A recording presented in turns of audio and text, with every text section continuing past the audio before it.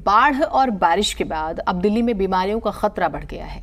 इस जगह अगर हम बात करें, कई जगहों पर जलभराव की वजह से मच्छर पनप रहे हैं। दिल्ली के कई इलाकों में गंदगी का अंबार है।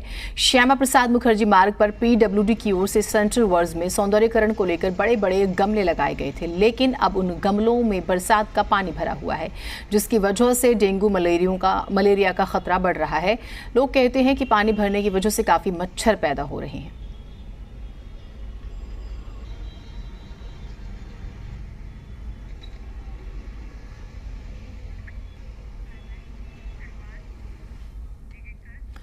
दिल्ली में बाढ़ के बाद पैदा होने वाली बीमारियों और उसके खतरे को लेकर किस तरह से आपको बचाव करना है, कुछ डॉक्टर्स क्या कहते हैं वो भी हम आपको सुनाते हैं। बहुत ज़्यादा वाटर लॉगिंग होती है तो उसके बाद काफ़ी सारी जो बीमारियां हैं वो हमें देखने को मिलती है। वाटर बोर्न डिजीज़ है और काफ़ी सारे जो है एलर्जिक प्रॉब्लम है, फंगल इन्फेक्शन है, ये ज़्यादा देखने को मिलता है। उल्टी दस्त वाले पेशेंट्स आ रहे हैं, लूज मोशन वाले पेशेंट्स आ रहे हैं, डिहाइड्रेशन वाले पेशेंट्स आ रहे हैं। इसके साथ साथ कुछ पेशेंट्स वो हैं जिनको कि गला खराब है, आँखों में जलन है या लो ग्रेड फीवर है। जो बच्चे गंदे पानी में खेलते हैं तो बच्चों में पानी की कमी, एक्यूट गैस्ट्रोएंटाइटिस, ये काफ़ी सारा देखने को मिल रहा है। नाइक में हमारे 25 बेड हमने रखे, वो खाली हैं। इसी तरह LBS में 5 बेड हमने फ्लड के जो राहत कैंप हैं उनके लिए रखें, वो भी अभी खाली हैं। पर आने वाले टाइम में अगला 1 हफ्ता या 10 दिन में ये संख्या बढ़ सकती है। तो आपने अक्सर ध्यान दिया होगा, यूं तो बरसात के बाद डेंगू, मलेरिया, चिकनगुनिया, इस बीमारी से आप हर साल 2-4 होते हैं। बहुत बड़ी आबादी प्रभावित होती है, लेकिन इस बार तो बाढ़ का भी जिक्र हो रहा है, तो वो फिर किस तरह से मुसीबत बढ़ा सकती है, ये भी एक प्रश्न है। डॉक्टर मनोज कुमार हमारे साथ जुड़े हुए हैं, सीनियर डॉक्टर हैं मैक्स हॉस्पिटल से। बहुत स्वागत है आपका डॉक्टर मनोज जी। अब क्योंकि हर साल हम डेंगू, मलेरिया, चिकनगुनिया की बातें करते हैं और इस बार तो बाढ़ आ गई सर, अब ये किस तरह से डबल अटैक करने वाली है लोगों पर, जरा बताइएगा एक बार। देखिए, हमने हमेशा देखा है कि रेनी सीजन के बाद या बरसात के बाद आप देखते होंगे दिल्ली में डेंगू का इंसिडेंस काफ़ी बढ़ जाता है, क्योंकि जो मॉस्किटो की जो ब्रीडिंग होती है वो स्टैग्नेंट वाटर में, और खास करके जो मच्छर जो रिस्पॉन्सिबल है डेंगू के लिए, एडिस एजिप्टी, उसमें आपने देखा होगा कि वो क्या कहा जाए, स्थिर पानी में ही होता है। खास करके जहाँ भी पानी जम जाता है, इवन घर के गमलों में भी पानी जमता है, उससे भी डेंगू का प्रकोप बढ़ता है। बट आपने देखा होगा कि इस बार तो हद ही हो गई है, पूरा दिल्ली डूबा हुआ है, कंट्रोल करना। तो मुझे ऐसा लगता है कि अभी कुछ दिनों के लिए वाटर बॉर्न डिजीज के इंसिडेंट्स बहुत बढ़ जाएंगे और लोगों को सावधानी बरतनी होगी। इंसेक्ट से बचने के लिए मॉस्किटो रिपेलेंट लगाएं, पूरे आस्तीन के कपड़े पहने, बाहर पानी में जाके खेलने की जरूरत नहीं है बच्चों को भी, क्योंकि पानी की वजह से उनके तरह तरह के पैरासाइट्स और इन्फेक्शंस, बैक्टीरियल इन्फेक्शंस होने का डर रहेगा। साथ में वाटर पे बहुत ध्यान दें, जो भी पानी आप ड्रिंकिंग वाटर है उसको जहां तक हो बॉयल करके, ठंडा करके फिर पिए। डॉक्टर मनोज, आपने काफ़ी जानकारी दी और आपने कपड़ों का भी जिक्र किया कि पूरी बाजू के कपड़े पहने आप ज़्यादा से ज़्यादा, और खान पान का ध्यान रखें, पानी विशेष तौर पर उबाल के पिए। मैं लेप्टोस्पायरोसिस के बारे में पढ़ रही थी और येलो फीवर के बारे में, जो स्पेशली बाढ़ के बाद जो है प्रॉब्लम करता है। मैं चाहूँगी इस विषय में आप थोड़ा सा और लोगों को जानकारी दें। स्पेशली येलो फीवर जो है वो बहुत ज़्यादा अलार्म की एक सिचुएशन होती है, लोगों को शायद जानकारी नहीं है इसके बारे में सब। देखिए, 2 डिजीजेस और जो मैं बोलना भूल गया, क्योंकि डेंगू, मलेरिया और ये तो बहुत ही कॉमन डिजीज है जो हम लोग हर बार फेस कर रहे हैं। एक ब्रुसिलोसिस होता है, वो बड़ा कॉमनली वाटर बॉर्न डिजीज है या वाटर लॉगिंग के बाद देखा गया है। लेप्टोस्पायरोसिस देखा गया है। येलो फीवर भी एक तरह का वायरल फीवर ही है, वो भी वेक्टर बॉर्न डिजीज है। और येलो फीवर के लिए हम लोग कोई यहाँ इम्यूनाइज नहीं रहते हैं। येलो फीवर जब हम लोग कहीं ट्रैवल करते हैं तो उसकी इम्यूनाइजेशन मस्ट होती है। जब हम इंडियंस कहीं बाहर कंट्री में जाते हैं तो हमारे यहाँ येलो फीवर का कोई ऐसे इम्यूनाइजेशन भी नहीं है। तो ये सारी डिजीज, गैस्ट्रोएंटराइटिस, टाइफाइड, इंट्रिक फीवर, उसके बाद आपको मलेरिया और कॉलेरा जो एक कहिए वो भी एक बैक्टीरियल डायरिया ही है, और साथ में ब्रुसेलोसिस और लेप्टोस्पायरोसिस भी हो सकता है। इन सब के भी इंसिडेंस बढ़ेंगे। और आपने राइटली कहा कि येलो फीवर जो कि वेक्टर बॉर्न डिजीज है, ये भी मॉस्किटो बॉर्न डिजीज है, तो इसका भी इंसिडेंस बढ़ सकता है। आपने कॉलरा का जिक्र किया, शायद आम जबान में हैजा इसे ही कहते हैं। मैं चाहती हूँ कि आप इस पर थोड़ा सा और रोशनी डालें सर, क्योंकि देखिए होता क्या है कि लोगों की एक ना आदत होती है, शायद लाइफस्टाइल है, या हम बाजार में बहुत ज़्यादा दिल्ली और वहाँ का जो एक रहन सहन है उसे हम समझें उस सूरत में कि आप चलते फिरते आपने कहीं रेडी पे से कुछ खरीद के खा लिया, बाहर से आपने कुछ भी खा लिया, ओपन में ही बिक रहा है, आपने भीड़ भाड़ है वहाँ पर, गंदगी है पास में, फिर भी आप खरीद के खा लेते हैं, तो खान पान से ये बीमारी शायद ज़्यादा होती है। तो मैं चाहती हूँ इस तरफ थोड़ा सा ध्यान दीजिएगा। और जिन क्षेत्र में, क्योंकि एक पूरा 22 किलोमीटर का पैच है यमुना का, उसके आसपास जब पानी आया है दिल्ली में, तो एक बहुत बड़ी आबादी उससे जूझेगी, परेशान होगी, उनके लिए बहुत दिक्कत है।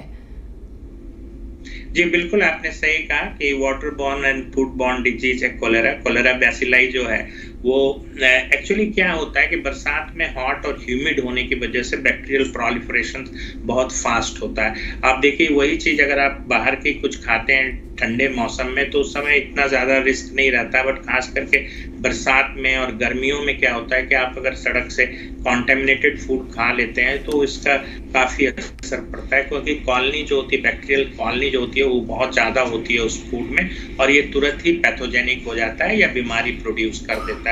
तो मैं तो दर्शकों को ये बताना चाहूंगा कि अभी बिल्कुल बाहर के खाने से बचें, बाहर की चीजें ना खाएं, इवन गोलगप्पा और इस तरह के जो चाट वगैरह खाते हैं उसको बिल्कुल बंद रखें। दूसरी चीज कि जो लोग नॉनवेज खाते हैं इस दौरान सी फूड जो होते हैं, सी फूड को भी अवॉइड करें। और कॉलेरा होने में, कॉलेरा के बारे में कहा जाता है कि राइस वाटर डायरिया, मतलब आपको बिल्कुल मार की तरह अगर पानी होती है, तो इसमें सबसे इंपॉर्टेंट है कि आपका डिहाइड्रेशन नहीं होना चाहिए, आपका हाइड्रेशन प्रॉपर होना चाहिए।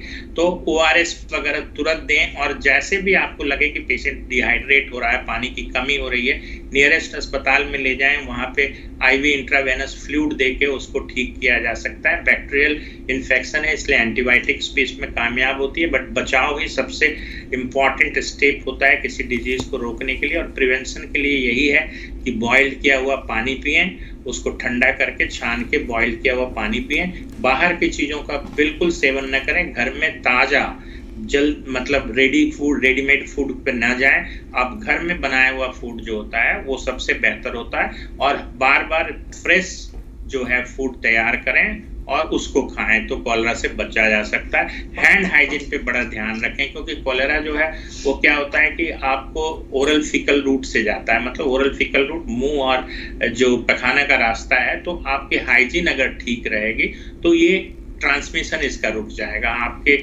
बार बार सैनिटाइजर, इवन साबुन से आप हाथ धोएं, जिस तरह से हम लोग कोविड में बात करते थे, हैंड हाइजीन का बहुत ध्यान रखें। तो ये बहुत महत्वपूर्ण टिप्स और जानकारियां हम आपके साथ साझा करें, ताकि जो बहुत लोग जिनका नुकसान हुआ है बहुत ज़्यादा, या अभी भी आप ये मान के चले कि नॉर्मल लाइफ में आने में 1 महीने से ज़्यादा का समय लग जाएगा, पानी नीचे जाएगा, फिर वहाँ पर गंदगी होगी, तमाम तरह की चीज़ें गंदगी बह कर आई हुई हैं, वो सब तो बीमारियां लेकर आएंगी। हाइपोथर्मिया एक बीमारी का जिक्र हो रहा था मनोज जी, जिसमें स्पेशली अगर आप बाढ़ के पानी में रहते हैं काफ़ी देर तक, तो आपकी स्किन को बहुत नुकसान पहुंचता है।